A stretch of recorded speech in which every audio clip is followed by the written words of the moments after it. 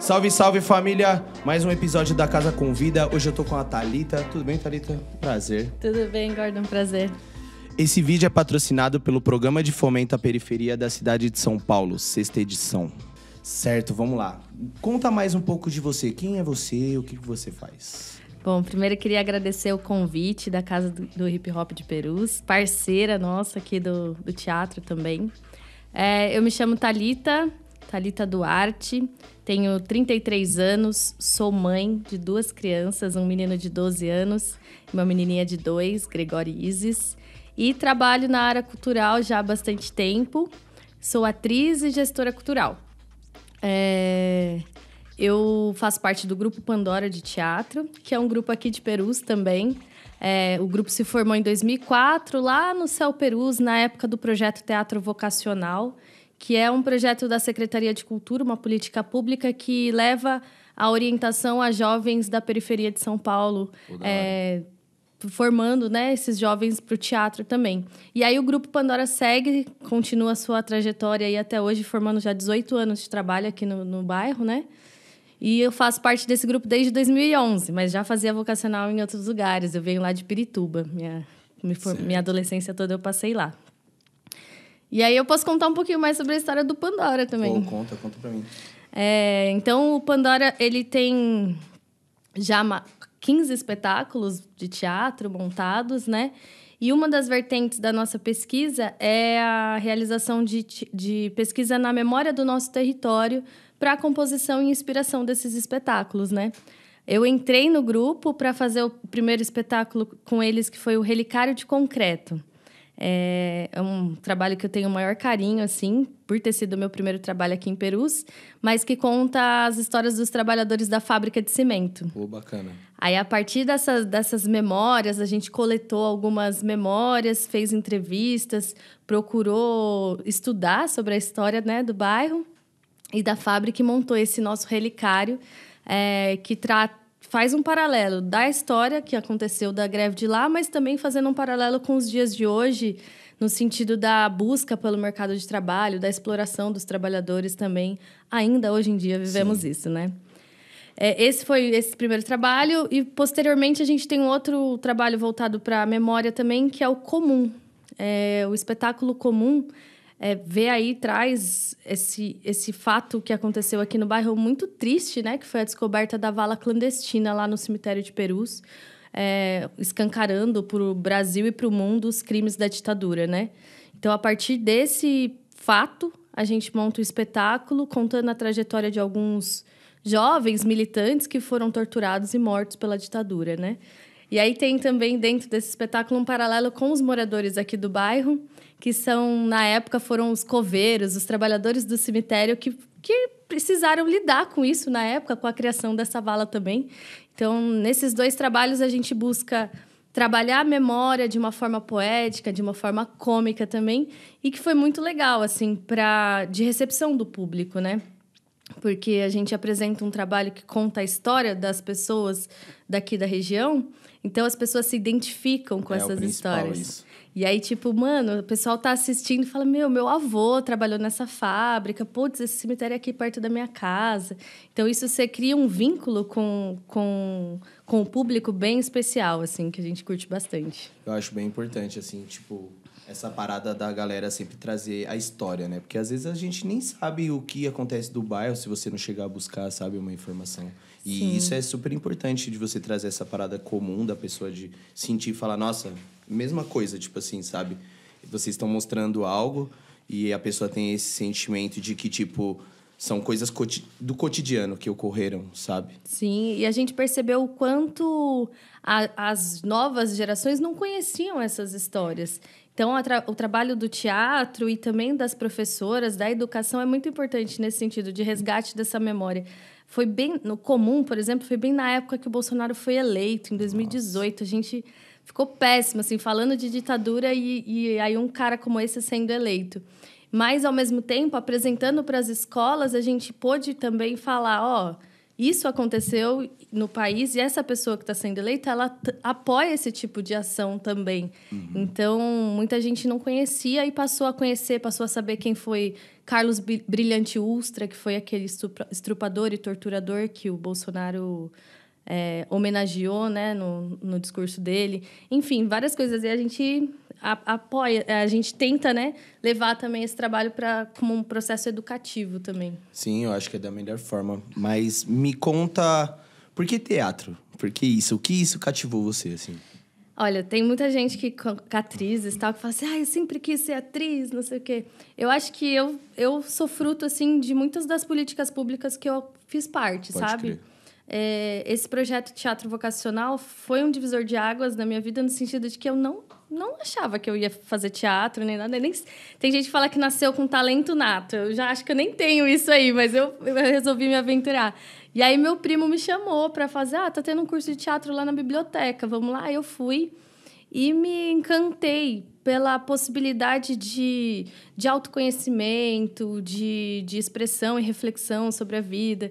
Foi nesse momento também que eu comecei a fazer teatro, que eu parei de ir na igreja, por exemplo, passei a entender melhor da nossa história, entender melhor das coisas. Então, eu fiquei no teatro porque lá eu encontrava pessoas que também curtiam, enfim, encontrei minha tribo no teatro. Na adolescência ali, sabe? Então, foi por isso que eu continuei. Mas você sentiu que foi algo que, tipo, te educou de uma outra forma? Eu acredito que sim, né? Sim, totalmente, totalmente. Até porque vindo, assim, né, da escola pública, por exemplo, malha a gente tem aula de história na escola. E no teatro, a gente é obrigado a estudar muito, sabe? Faz parte a gente entender a história da arte, entender a história do teatro, entender a história política do nosso país e do mundo, enfim, para criar os trabalhos também. Então, foi muito educativo, assim, totalmente mudou a minha vida. Mas aí, por fim, eu acabei que, quando passei pelo Enem, né, fui fazer o Enem e tal, passei e consegui uma bolsa pelo ProUni. Só que eu não consegui a bolsa para entrar em teatro. E eu já tinha me formado no curso técnico de teatro, pelo Senac. E aí eu fui fazer arquitetura e urbanismo. Eu já tentei também. Eu me formei em arquitetura e urbanismo pelo ProUni. Mas já lá no primeiro ano de faculdade eu já sabia que não era isso que eu ia seguir a carreira, porque o teatro já estava assim, enraizado na minha vida. Então, a arquitetura foi muito importante para... Eu trabalho com cenografia também. Então, no teatro, além de atuar... fazer a produção, eu também faço cenários. Então, a arquitetura ajudou bastante nesse sentido. Pelo menos isso. E a parte de urbanismo mais ainda, né? Porque aí, a gente, na época aqui em Perus, por exemplo, estava tendo a Universidade Livre Colaborativa, pensando o urbanismo, pensando o nosso território. Então, essa parte, assim, de pensar o território, para mim, também é bem importante. Eu acredito, assim. E aí, tipo, a arquitetura casou e o urbanismo, né? Nossa, verdade. Tem alguma coisa, assim, na sua arte que hoje em dia você vê, tipo, que você viu muita evolução? Tipo, do começo, assim, pra agora, assim, que você fala assim, nossa, eu aprendi algo que eu aprendi que me marcou, sei lá. Assim, uma das coisas que eu acho que eu desenvolvi é porque, assim, a nossa vida é cheia de escolhas e a gente vai por um caminho, mesmo sendo artista, a gente é multiartista, né? Que eu falei, eu sou atriz, cenógrafa, né? Mas uma das partes que eu mais desenvolvi foi a parte da produção cultural. Então, eu lembro que eu não sabia escrever projeto e tal, e aí participei de uma oficina para elaboração de projetos do VAI, começo dos anos 2000. E aí, tipo, ao longo desses anos, elaboração de projetos, planilhas de orçamento e tal, fui desenvolvendo uma expertise nesse campo, sabe? E eu sinto que foi muito por conta dessa vivência, né, com o grupo, na escrita de projetos também. E já comecei a ministrar algumas oficinas também nesse sentido, né? E aí, atualmente, isso desembocou no trabalho que eu faço atualmente, né? Que eu sou... Além de tudo isso...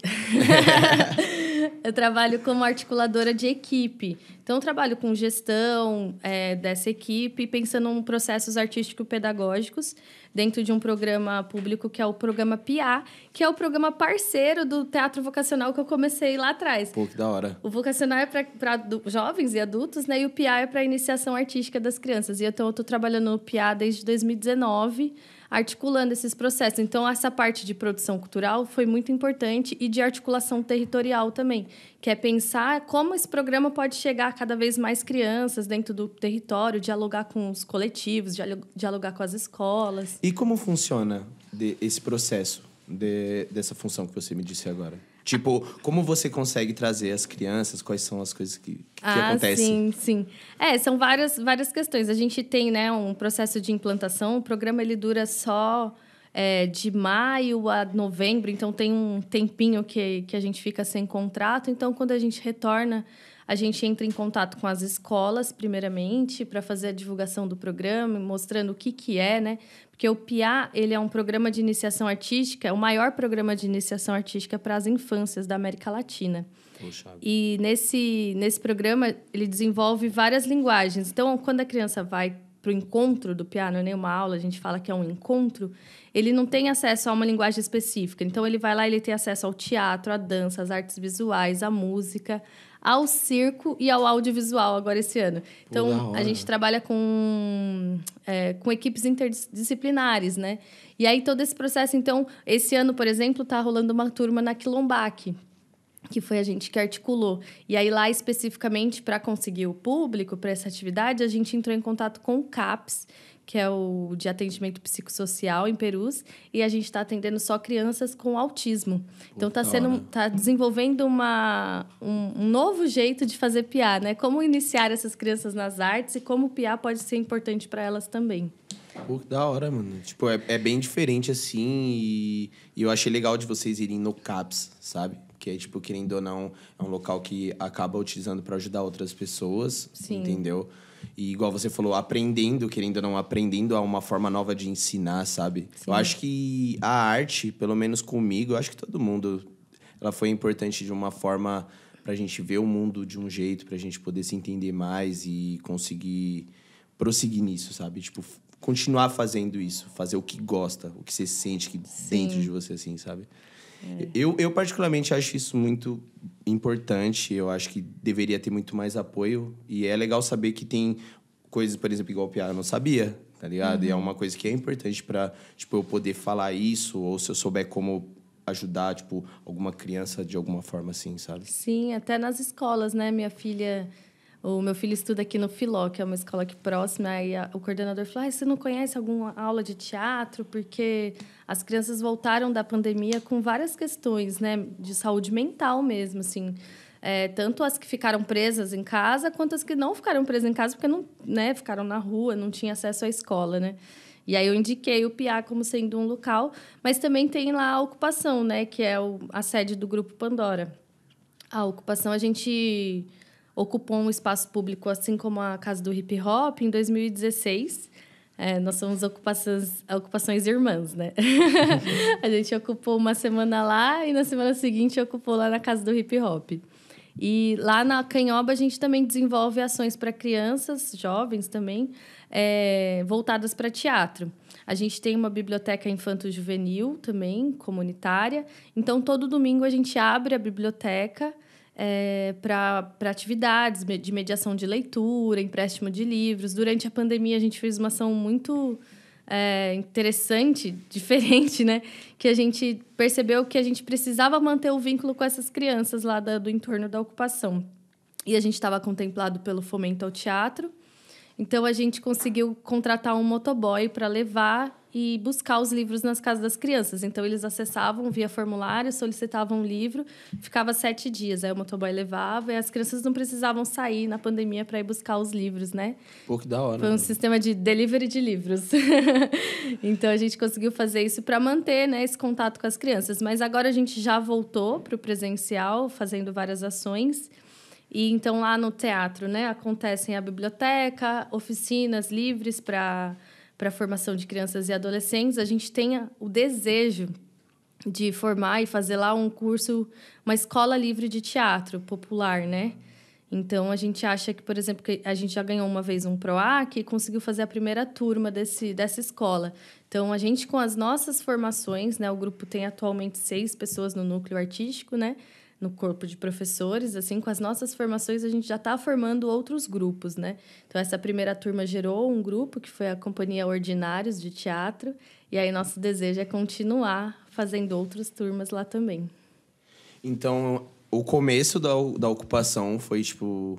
Igual você falou na data que você disse, foi, tipo, esse foi o como iniciou. No começo, como foi? Foi muito difícil? Como vocês fizeram? Vocês tiveram que tirar tudo? Vocês entraram? Como explica, conta mais. Legal falar sobre esse processo, porque algumas pessoas podem até se inspirar e ocupar espaços aí pela cidade. Isso. Então, lá, esse espaço... Primeiro, assim, eu estava participando de um curso lá na Comunidade Cultural Quilombola, um curso de formação de produtores e agentes culturais. E a gente se deparou junto, coletivamente lá, com a necessidade de que as ações culturais do bairro, apesar de já serem muitas, precisavam ser descentralizadas do bairro, né, dali próximo à estação. Então, a gente fez um mapeamento de espaços que poderiam receber ações culturais. E aí, a gente achou esse imóvel que fica próximo à caixa d'água, que estava abandonado lá.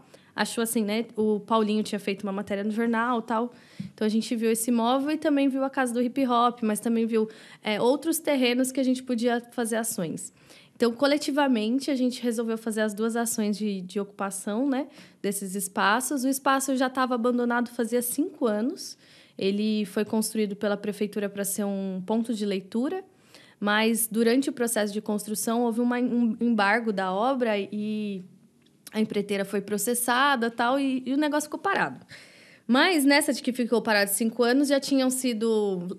Eles tinham lacrado, mas já tinha sido quebrado os tijolos tal, e a galera já estava usando lá como ponto de droga ou até mesmo outras violências, né? Então, a população do entorno estava super indignada com aquele imóvel lá gerando tanta violência. Tinha feito vários abaixo-assinados e já estava tentando contratar um trator para demolir o espaço.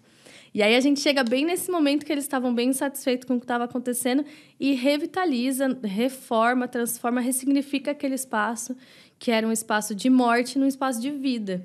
Então, a gente é super bem recebido no entorno. Moradores do entorno ajudam a gente a colocar vidros, porque não tinha vidro nas janelas. Aí um vizinho era vidraceiro, a gente lá cortando os vidros tudo errado. Ele, opa, vem cá, deixa eu te ensinar. Pô, que legal que, tipo, as pessoas já estavam insatisfeitas com essa situação, então elas chegaram junto com vocês para poderem ajudar e revitalizar, sim. né? E o espaço, ele é ao lado de uma praça, né? E uma quadra. E essa praça e essa quadra já é muito frequentada por crianças, que tem aquele espaço como quintal de suas casas, sim, né? Sim. E aí a Canhoba acabou virando um anexo, né? O espaço do teatro. Então, as crianças passavam o dia inteiro lá, curtindo, enfim. Enquanto estiver aberto, tem sempre alguma criança lá dentro do espaço. E aí, só para concluir, assim, o pensamento, falo bastante. Não, pode falar. Estamos aqui para conversar, isso aí mesmo. Nessa de que a gente mudou para Canhoba, o Grupo Pandora nunca tinha feito nenhum espetáculo para crianças. E a gente meio que se sentiu, assim, numa dívida com aquela galera de que a gente precisava fazer um trabalho para eles, né? Então, desde um pouquinho antes da pandemia, a gente já estava com esse desejo de montar o espetáculo infantil. E agora, né, em 2022, a gente estreou nosso primeiro trabalho infanto-juvenil, que é Nina e a Cidade que Perdeu o Vento, que também é inspirado assim, nas nossas memórias, mas de uma forma mais abrangente, né? A gente fala sobre os impactos da pandemia nas periferias, né, a partir do viés da criança. Então, como contar esse momento tão denso, né, da nossa história recente ainda, não saímos de uma pandemia, né? Como contar isso para uma criança, como falar sobre luto, como falar sobre quem não pôde ficar em casa, em isolamento, precisou sair para trabalhar. Então, a Nina conta essa história e a gente celebra. E aí, a gente, por conta da pandemia também, a gente escolheu o espaço público para apresentar. Então, ela é uma peça que a gente fez para celebrar o encontro no espaço aberto. Então, a gente apresentou no Parque Anguera, apresentou lá na Praça da Canhoba, que aí, ao ar livre, a gente se sente mais seguro. E como que é? Deve ser, tipo, eu não lembro de ter... Eu lembro de já ter visto algum teatro assim, tipo, fora, assim, sabe? Tipo, fora do espaço em si do espaço do teatro. Mas qual é a sensação de estar fora? Como que é fazer isso? É bem diferente. Então, porque deve ser totalmente diferente. Porque, tipo, quando você tá num lugar fechado, você tem uma iluminação, tá ligado? Eu vejo que deve ser, tipo, super livre a situação, assim. Então, a gente tá ali sujeito a todas as intempéries. Essa semana a gente teve que cancelar a apresentação por causa de chuva e tal. Mas também tem esse espaço da liberdade, né? A pessoa, principalmente quando a gente apresenta em praças, por exemplo, lá na Canhoba, a pessoa, às vezes, ela tá passando na rua, mas ela não entraria no teatro, porque, de certa forma, a cultura e a arte ainda é tida como um tabu, uma coisa mais... Sim. Às vezes, algumas pessoas se sentem que elas não fazem parte disso, né? Não se sentem convidadas. Mas aí, você estando na rua, aí não tem jeito. O cara porque vê, passa, para pra olhar, se né? interessa, aí o tiozinho encosta. Esses dias eu estava apresentando lá na Canhoba, de repente apareceu um cara de cavalo. Parou assim, de cavalo, e ficou assistindo. A gente, de dentro de cena, olhando aquela situação... E aí é bem legal, assim, pra gente tem sido muito massa. Lá no Parque Anguera, por exemplo, né, de domingo é muito lotado de crianças e tal. Sim. Então foi incrível, assim, apresentar. A sensação, né, deve ter sido... Mas, tipo, acontece de tudo, improviso total, né? Tipo, na cena tem cachorro, aí o menino anda de bicicleta, aí um cachorro entrou e começou a correr atrás da bicicleta. Então a gente tem que lidar com isso também. Ah, sim. Você acredita? Deve ter sido, tipo... A sensação deve ter sido muito boa, assim, sabe? A gente tem que estar muito aberto pro que tá acontecendo ali, jogar com o que a plateia fala, né? Então, no teatro de palco também isso é possível. Mas no teatro de rua, o ator ele é treinado para estar aberto. Então, se passar um avião, aí você não finge que não passou um avião ali, tá te atrapalhando, mano. Então, você tem que lidar com isso e improvisar em cima disso também. Eu acho isso da hora do teatro, porque o teatro tem uma parada também disso de freestyle, é igual, tipo, de rimar, tipo, eu rimo. Então, freestyle é uma coisa que, tipo, mano, vocês têm que se virar, tipo, você tem que... Isso, tem que pensar rápido. Então, e às vezes você trava, assim, você fica, pô, peraí, tá ligado? Você não sabe como faz, mas eu imagino que no teatro deve ser muito mais foda, assim, tipo, acho que deve ser muito mais chave. O teatro, principalmente de palco, o ator tem que pensar em tudo, né? Você tá aqui falando com você, mas eu tô pensando que caiu um negócio ali atrás de mim, que daqui a pouco eu vou precisar daquele negócio, mas você não pode parar de falar. Então, você tem que ir meio que pensando tudo ali todo o tempo. Uma coisa que eu acho muito da hora do teatro, que eu tenho muita dúvida que deve ser da hora, o estudo do personagem. Tipo, porque querendo ou não, você tá vivendo um personagem que talvez não tenha nada a ver com você. E como é essa parada do estudo, assim? Você pode me falar um pouco? Que eu acho que eu fiquei curioso por isso. Sim, eu posso falar. Existem várias vertentes, né? Então, desde teatro realista, que aí tem um estudo específico, mas tem teatros que não são realistas, que são mais narrativos, né? Que a gente chama de teatro épico, onde o ator se coloca como você mesmo narrando uma história, contando uma história. Ou algo híbrido, que é um pouco o que o Pandora faz, assim, em alguns espetáculos. A gente, por hora, tá ali fazendo o personagem, hora tá ali narrando aquela história, né? Então, a gente, no processo do Comum, por exemplo, foi investigar bem a fundo o que era esse teatro realista. Porque como que a gente poderia contar a história de jovens estudantes da época da ditadura sem saber exatamente como que era isso? E aí a gente vai, né? Existe um teatrólogo muito famoso que é chamado Konstantin Stanislavski. Ele viveu o final do século XIX até a metade do século XX. E ele foi o primeiro cara que sistematizou ali um treinamento específico para o ator. Porque até então, os atores eles eram meio que nas convenções, tinham uns gestos, uma impostação para falar. Sim. Muito específico, assim, mas não pensava muito na construção do personagem. E aí, esse Stanislavski vai fazer um método para os atores conseguirem encarnar o personagem. Então, assim. porque eu fico pensando nessa situação. Porque, mano, você às vezes vai fazer um personagem que não é um personagem que você fala, mano, esse personagem não é uma pessoa boa. E aí você fala, mano, eu preciso dar o meu máximo de personalidade pra fazer as pessoas sentirem realmente que eu sou esse cara. Tá ligado? Sim. Isso pra mim é, tipo, mano, é muito louco, mas ao mesmo tempo é, tipo, muito diferente, tá ligado? E a gente vive numa esquizofrenia, assim. Porque ao mesmo tempo você é o personagem, ali você está tentando ser aquele personagem e você continua sendo você mesmo. Sim. Porque dentro da nossa cabeça a gente tá atento às outras coisas como ator, não como personagem. Mas é assim mesmo, a gente treina, né? Faz treinos para que isso aconteça. Treinos de emoção, por exemplo, para a gente conseguir... No Comum, por exemplo, tinham cenas muito fortes de tortura, cenas de tristes, e que eu precisei entrar em questões muito íntimas minhas para conseguir sentir esse peso, né? E o teatro tem isso, né? Na novela, no filme, você grava isso uma vez, fica bom, acabou. Agora, no teatro, você repete isso toda vez. Essa sensação tem que voltar porque sempre. Eu fico pensando na pessoa que chora. Tipo, mano, você chorar deve ser, tipo, mano, você fala, mano, agora eu vou chorar. E você... Como que é? Você sente? Você trabalha algum sentimento, alguma lembrança pra você conseguir chorar? Tem algumas técnicas, né? O Stanislavski fala... e se o ser mágico que o Stanislavski traz? Se fosse você naquele momento, o que você... E se fosse você nessa sensação tal? Então, algumas pessoas têm algumas técnicas assim. Ele traz essa técnica da empatia, né? E aí você lembra de algo similar que aconteceu na sua vida, tal, para você poder chegar naquela emoção. Mas, assim, existem milhares de outras técnicas que foram difundidas, inclusive no cinema de Hollywood, que hoje em dia já avançou nesse sentido. Mas a gente, no Pandora, a gente estudou bastante isso. A gente estudou também um jeito que é como você chegar na emoção ou na construção do personagem através das ações físicas.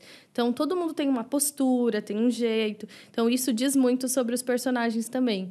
Então, a gente vai por outro caminho agora nas nossas criações. Pô, da hora. O que eu ia te perguntar, tem alguma história engraçada pra você contar pra gente? Ai, que difícil.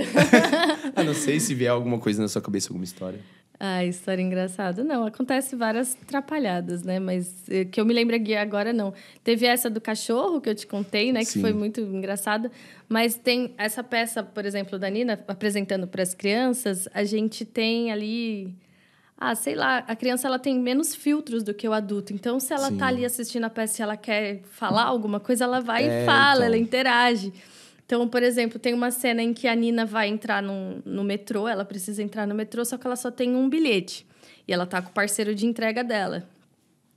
Aí o cara do metrô falou assim, não, só pode entrar um, você só tem um bilhete. Aí o carinha vai indo embora, mas as crianças falam, não, passa por debaixo da catraca, não sei o quê. Aí ontem falaram assim, rasga o bilhete no meio. Então, tipo, as crianças ficam tentando dar suas dicas de como fazer com o personagem obter sucesso ali, né? Obter sucesso na missão. Pô, isso é da hora, tá ligado? Você vê, a criança, ela é muito assim, né? Ela tem essa parada natural de, tipo... Não de falar as coisas, né? Eu acho isso muito engraçado da criança, porque é uma coisa sem o filtro, né? Tipo, a gente entende que tá rolando uma cena e tal, mas pras crianças é outra coisa. Não, e a gente se diverte. Você tava falando de personagem, e eu me divirto muito fazendo essa peça, porque eu faço bolsominions. Já vou dar um spoiler. E aí, tipo, eu não sou bolsominion, mas é muito legal fazer, é mó divertido. Então, a gente faz, tipo, os motoqueiros, como se a gente tivesse uma motociata dos bolsonaros. Nossa, assim. mano. Então, tipo, e a gente, pros personagens, a gente, cada personagem, ele tá inspirado em um animal. E eles são gafanhotos. Os bolsominions são gafanhotos, então é mó divertido, assim, fazer. Eu rio pra caramba. Não, deve ser muito engraçado mesmo. Zoeira total. Então, eu acredito que é isso. Eu vou pedir pra você, se você quiser deixar as suas redes sociais. Por enquanto, hoje a gente conversa só sobre isso. E agradecer por você ter vindo, por ter conhecido um pouco mais de teatro. Eu conheço bem pouco, não conhecia muito, mas hoje eu já tive uma visão diferente, aprendi coisas. Ai, obrigada. Agradeço o convite. Também deu para falar pouquinho, não falamos muito, mas espero que tenha conseguido passar um pouquinho do meu trabalho, do trabalho do Grupo Pandora também. E sigam a gente, né, nas redes sociais. Tem 2 redes, a do Grupo Pandora, de teatro, e da Ocupação Artística Canhoba. O espaço está sempre aberto para receber outros artistas também, para realização de ensaios, de apresentações. É só chamar a gente lá que tem uma programação vasta no espaço. Obrigada. Certo, eu vou deixar então minhas redes sociais. Procura como MUH_Gordon MC. Tem também do estúdio, que é Estúdio Varanda Beats. E não esquece de seguir também a Casa de Hip Hop de Perus. Muito obrigado e obrigado por hoje. Tchau. Até.